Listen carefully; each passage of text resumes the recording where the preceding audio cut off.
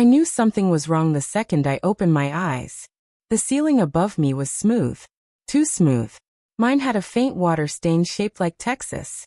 This one was blinding white, humming softly, like it was alive.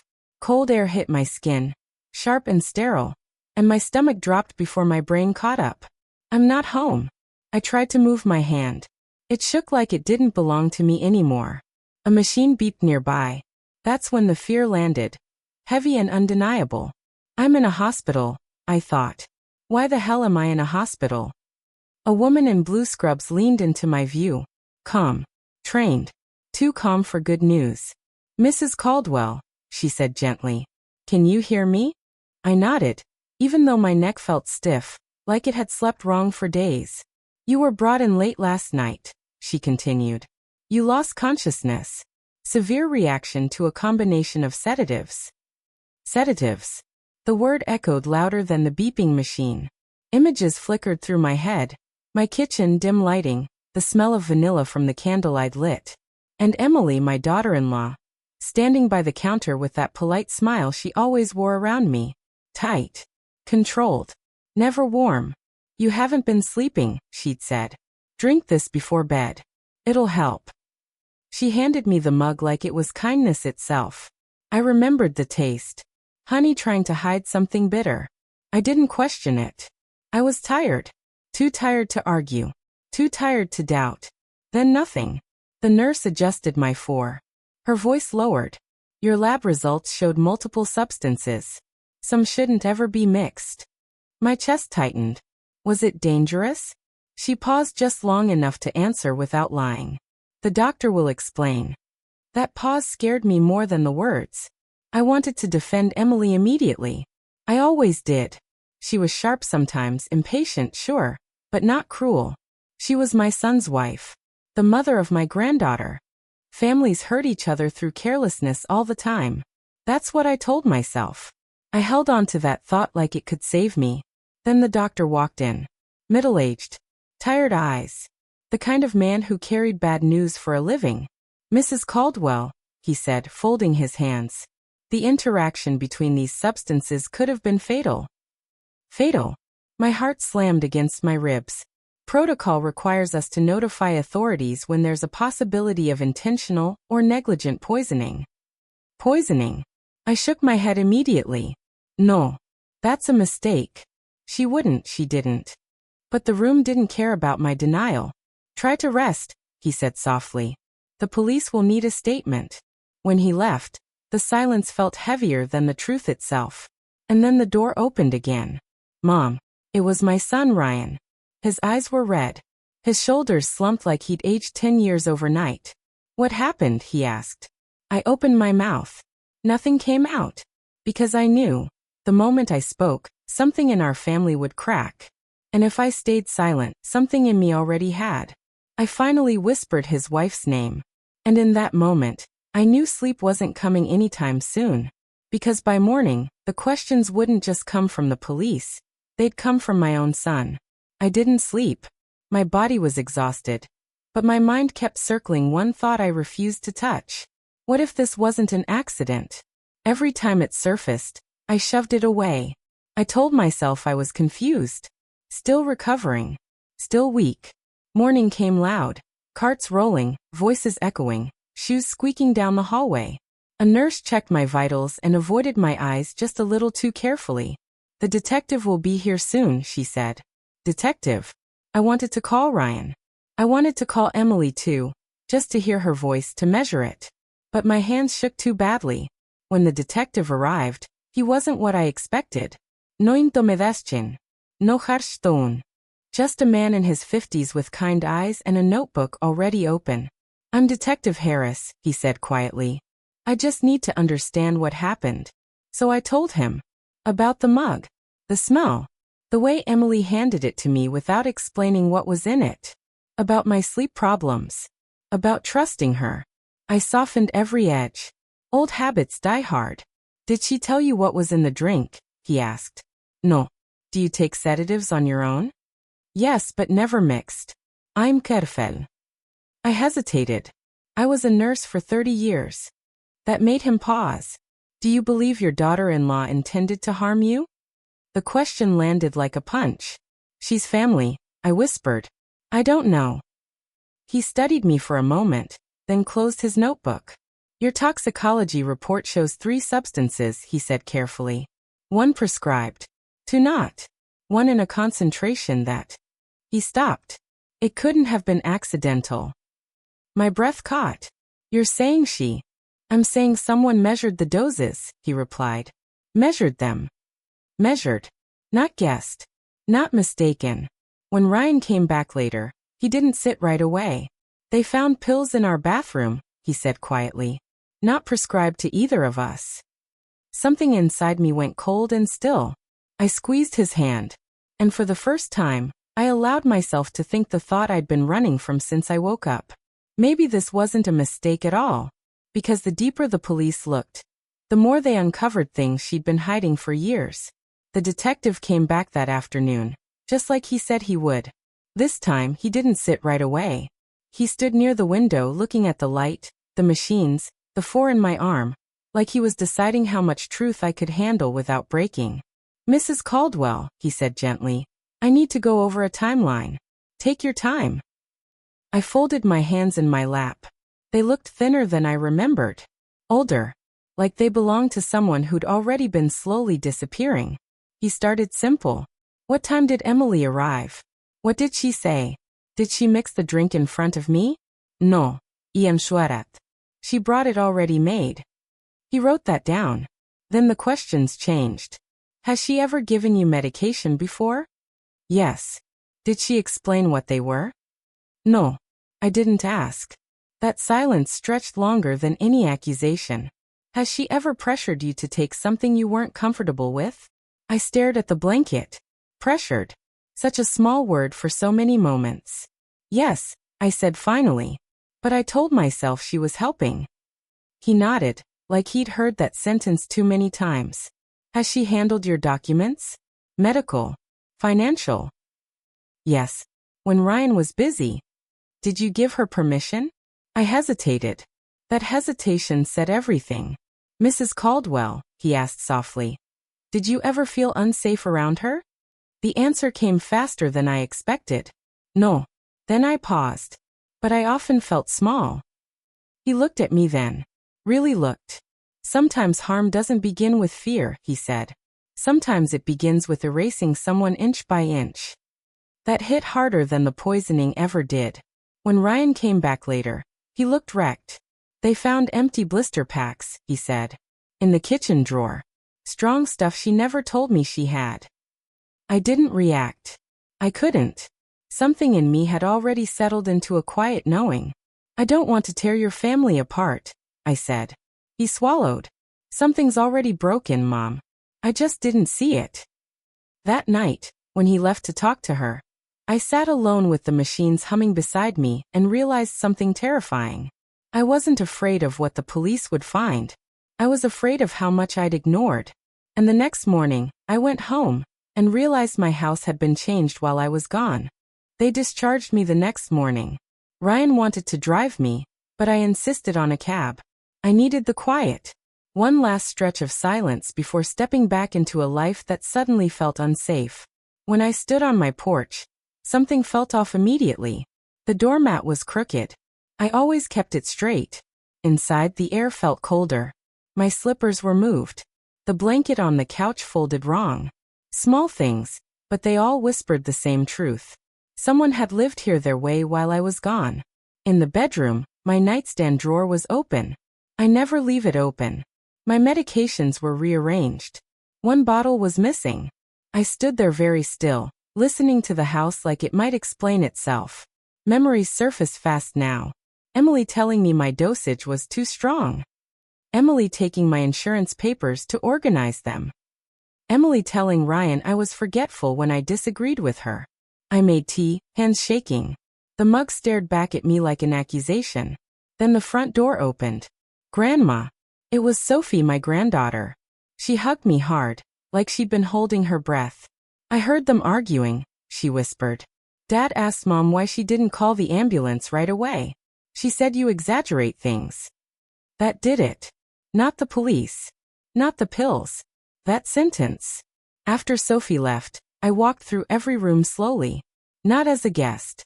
As an owner reclaiming ground. Then the doorbell rang. I knew it was Emily before I opened it. She stepped inside without waiting, eyes scanning the house, already defensive. I was just checking on you, she said quickly.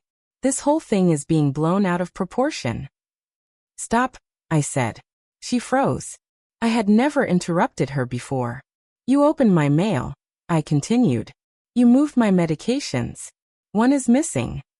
I was helping, she snapped. Someone has to. I didn't ask for help. Her mask cracked. Just for a second.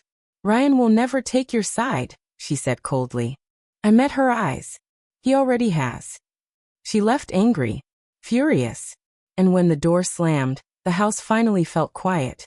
But this time, it felt like it was on my side. Because that night the detective called and told me this was no longer just an investigation. It was about control. The phone rang just after sunset. I didn't even have to check the caller ID. I knew it was Detective Harris by the wait in the silence before he spoke. Mrs. Caldwell, he said, we're moving this into a different phase. My fingers tightened around the phone. What does that mean? It means this may not be limited to poisoning, he replied. We're looking at patterns, control, financial access. The word control settled into my chest like it had been waiting there all along. He asked if I had power of attorney documents. Old ones. Recent ones. Anything Emily might have touched. I remembered the folder. The one Ryan and I signed years ago after my surgery. Limited. Temporary. Harmless. And I remembered Emily taking it from his hands. I'll file this properly, she'd said. I hung up and went straight to the cabinet. The folder was there. But something was wrong. Pages were missing. That night, I barely slept. Not because I was scared, but because everything was suddenly clear. The pills weren't the beginning. They were just the part that finally went too far. Ryan came over the next morning looking hollowed out. They questioned her again, he said. She keeps changing her story. He hesitated. Mom, they found searches on her tablet. About sedatives. Dosages. Interactions. I closed my eyes. Ryan, I said quietly, this isn't about helping me sleep. He nodded slowly, like the truth was sinking into his bones. They're checking the documents, he added. The signatures don't match. That's when I felt it. Not grief, not shock. Resolve. I wasn't going to shrink anymore. Not for peace. Not for family. Not for anyone. Because the next step wasn't just protecting myself. It was taking my life back, legally. I met the lawyer the next afternoon. Her name was Evelyn Price, and she didn't waste time with sympathy. Just facts. Calm. Precise. Respectful. She laid the papers out on my dining table like pieces of a puzzle I'd been trying not to see. The signature was traced, she said. The clause granting financial access was added later. I nodded. I already knew. What do we do? I asked. We lock everything down, she replied. Immediately. She slid the documents toward me.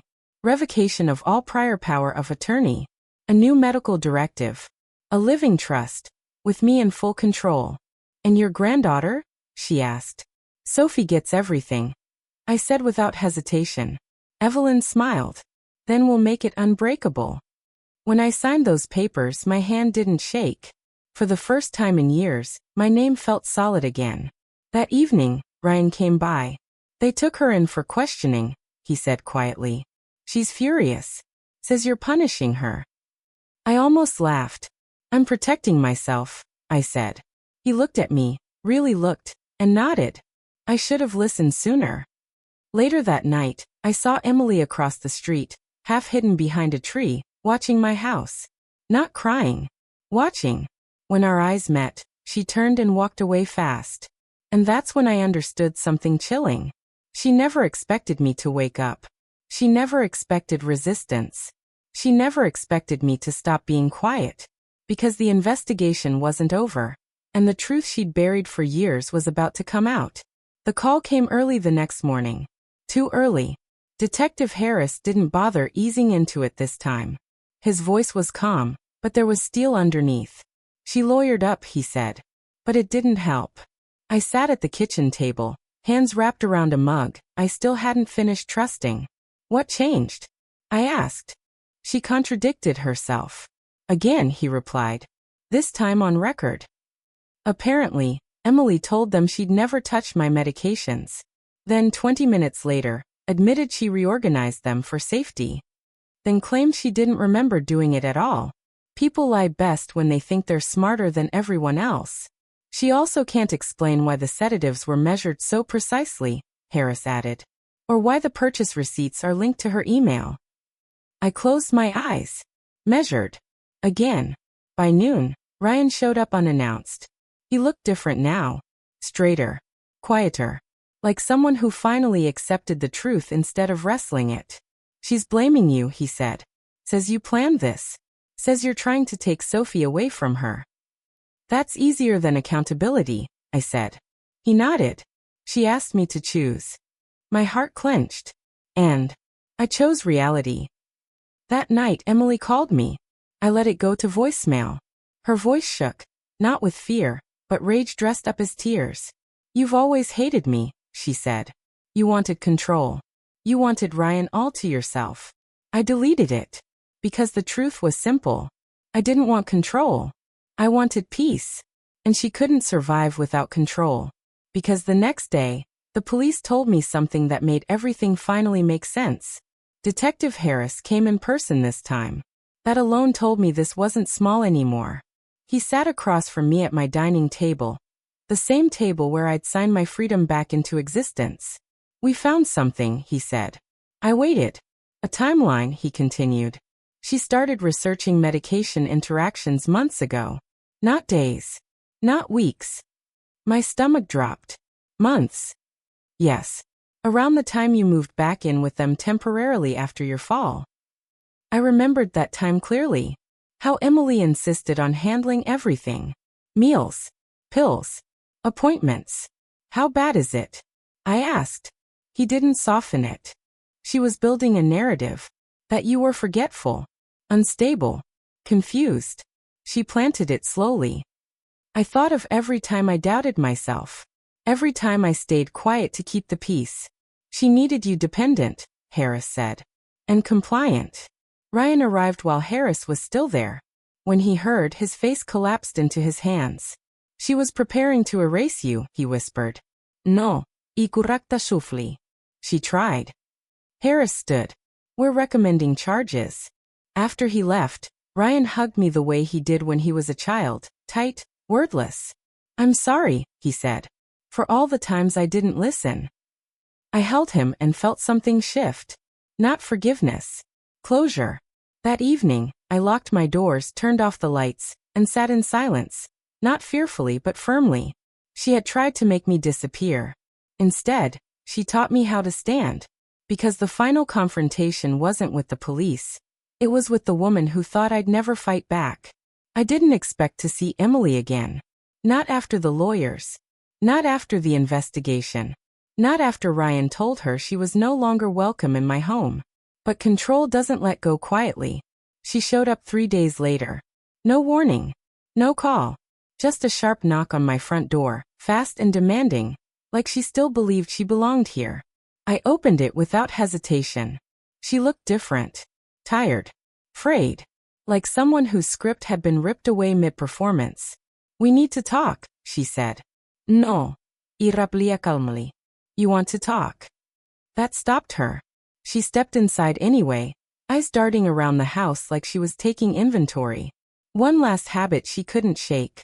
They're charging me because of you, she snapped. Because you wouldn't stay quiet. I met her gaze. Steady. Unmoved. They're charging you because of what you did. Her jaw tightened. You don't understand.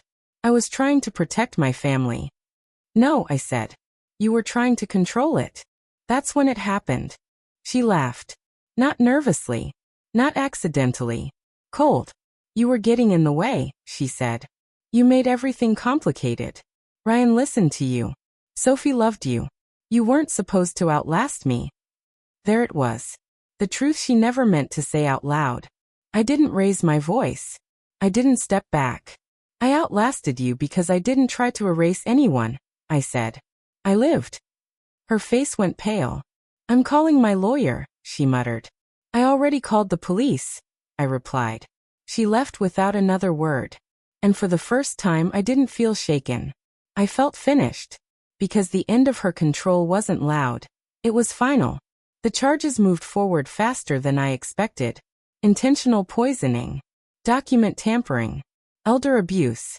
Words I never imagined would be tied to my name, or hers. Ryan stood by me through all of it. Not silently. Not confused. Present. I should have protected you, he said one night. You did, I told him. You just did it later than you wanted. Sophie moved in with him full-time.